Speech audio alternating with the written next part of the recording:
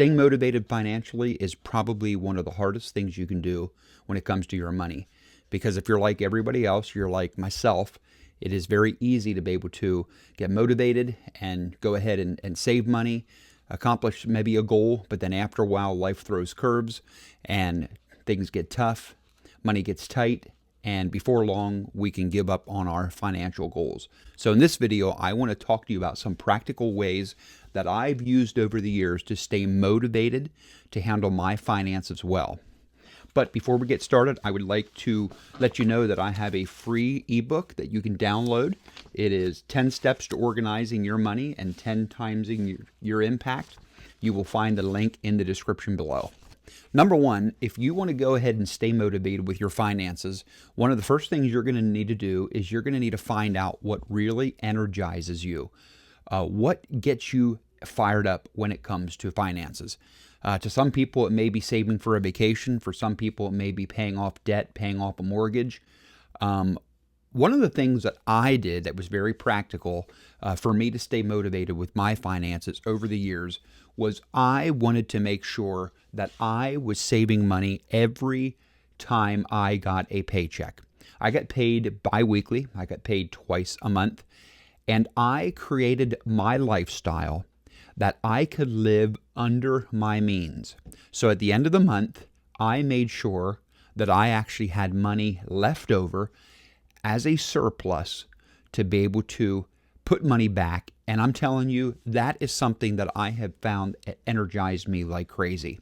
When I could see my finances growing month after month, year after year, I'm telling you, it empowered me. It made me feel excited and made me feel strong. Progress is not just a one-time event. Progress is consistency.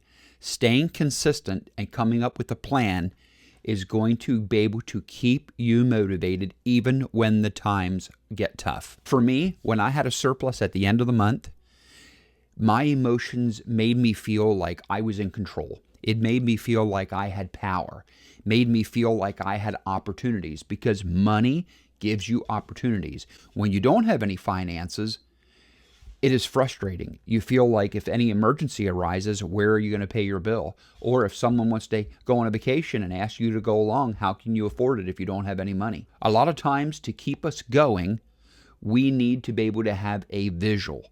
Maybe we need to have a storyboard, or we have to have a thermometer of our progress. And maybe it needs to be visible and it needs to be written down. Maybe you're a type of a person that needs to see it to make sure that it is happening and to keep you on track. So don't be afraid to write it down. Don't be afraid to do a storyboard. Another way to be able to keep you motivated with your finances is to take your goals and break them down into small wins. Because what happens is when you break them down into small wins, it gives you bite-sized pieces.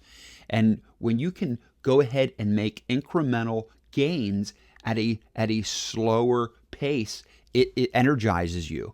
Big goals can sound inspiring, but I tell you what, they can destroy your motivation. Maybe it's paying off $40,000. And I'm telling you, that can maybe feel overwhelming. But what if you would go ahead and make small payments and have small wins per month? You're going to see progress, and it's going to keep you motivated. Here's the key. Momentum comes from movement, not perfection. Your brain needs proof that what you're doing is working. And the thing is, if you focus on the entire mountain or the entire goal, you're going to get overwhelmed. But focus on the next step, because small wins create confidence. Confidence creates consistency, and consistency creates results. Consistency will keep you motivated. For me, consistency, every month being able to save $1,000 and be able to see that month after month gave me power and kept me motivated. One thing you cannot do is do not compare your financial journey to your peers, because there's nothing more that kills motivation than comparing yourself to other friends of yours. Remember, you need to run your own race. You need to stay focused. That was one thing I had to learn many years ago, that I needed to run my race. I needed to live my life within the finances that God had given me. And I can't compare myself to other people because it frustrated me, it wore me down, and I could not stay focused. So don't compare yourself among your friends. You are you, and you do you. Come up with the goals that works for you and stick to them. If social media is something that makes you discontent, turn it off. Don't get caught in the trap that you have to be like other people, because you are not other people. You are you. You've got to do you. What I would recommend is build a system that you can automatically accomplish, whether it's saving a small amount of money or whether it's paying off a debt. Maybe you need to open a second checking account or a savings account and have a direct deposit every week or bi-weekly. Whenever you get your paycheck, have a certain amount direct deposited right into the bank account. Because there's going to be times you're going to feel motivated and there's going to be times that you will not feel motivated.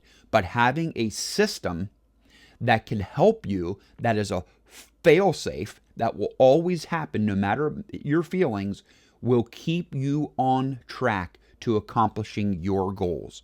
The reason why people are frustrated today is because they have no plan and they spend their money as fast as they make it. But if you get a plan and you stick to the plan and you build a system for the money, I'm telling you, you will be energized, you will be motivated, and you will accomplish things that you'd never thought were possible. Believe me, I've done it. I've been there. If you're a spender, set spending limits that when you go to the mall or when you go online, you are only going to spend, let's say, $50. Back in the day, my wife and I made an agreement to each other that we would not spend any more than $50 without talking to one another, because we didn't want each other to go out there and spend money that was, $100 or $200 that we, didn't know anything about. So what we wanted to do is we wanted to be able to talk about it, and if we agreed that that expense was worth it and we needed the piece and it was over $50, we both agreed, but that kept us accountable that we would not overspend when we went shopping. One thing you need to do is you need to stay motivated with your money. It's not about the hype or it's not about the perfection. It's about clear goals and your emotional reasons, because here's the deal. Small wins are consistent wins every time. If your progress feels slow, it doesn't mean that you're not working, okay? It means that you're just in the middle of your journey. And don't be afraid of small beginnings. A lot of times people will quit in the middle of their journey because they don't see the transformation that they want right away. But you got to remember that it takes time. And if you put in the time and you put in the effort and you stay motivated with your finances, I'm telling you, you will get ahead and you will get to a point where you'll be able to pay off your debt, you'll be able to invest for the future, you'll be able to pay your house off, and you will be able to have power, because the more money you have, the more control you have of your future. Hey, if this video is helpful to you, make sure you hit the like button, make sure you subscribe, make sure you share it with a friend. Leave a comment below what you do to stay motivated with your finances. And make sure you download my free ebook about the 10 steps to organizing your money. The link will be in the description below, and we will see you in the next video.